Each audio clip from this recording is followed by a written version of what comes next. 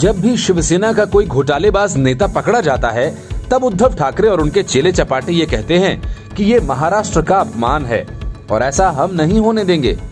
अब जब ताबड़तोड़ एनसीपी के नेता पकड़े जा रहे हैं तो डायलॉग एनसीपी के मुंह से सुनने को मिल रहा है।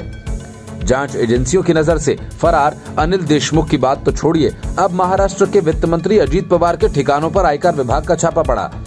छापे में 1000 करोड़ की रकम की हेराफेरी पकड़ी गई। तो शरद पवार ही नहीं बल्कि उनका पूरा परिवार महाराष्ट्र के सम्मान की दुहाई देने लगा। इस छापे के बाद एनसीपी प्रमुख शरद पवार ने कहा कि केंद्र की बीजेपी सरकार सत्ता का दुरुपयोग कर रही है, इन्हें जनता जरूर सबक सिखाएगी।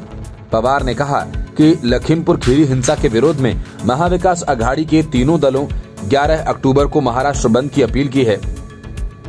सोलापुर में शरद पवार ने कहा कि केंद्र सरकार ने अजीत से संबंधित लोगों के पास सरकारी मेहमान भेजा है, हमें उन मेहमानों की कोई चिंता नहीं है।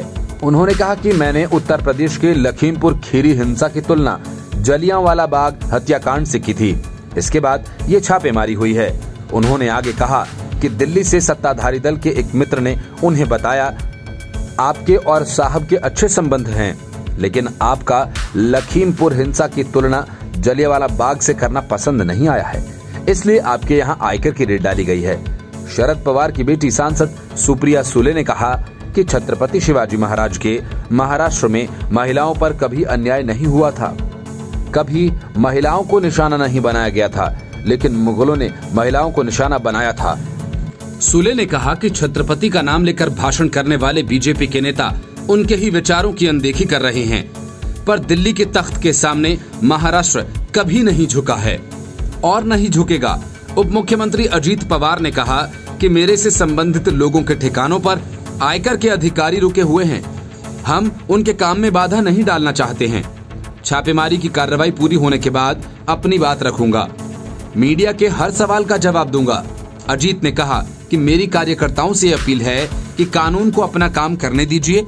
महाराष्ट्र बीजेपी प्रदेश अध्यक्ष चंद्रकांत पाटिल ने कहा, पवार के करीबियों पर आयकर विभाग की छापेमारी को बीजेपी से नहीं जोड़ना पूरी तरह से गलत है। पाटिल ने कहा कि सत्ताधारी दलों के नेताओं पर जब कोई अधिकारी कार्रवाई करता है तो उसे बीजेपी से जोड़ दिया जाता है, ये बेहद हास्यास्पद है। Report news of India.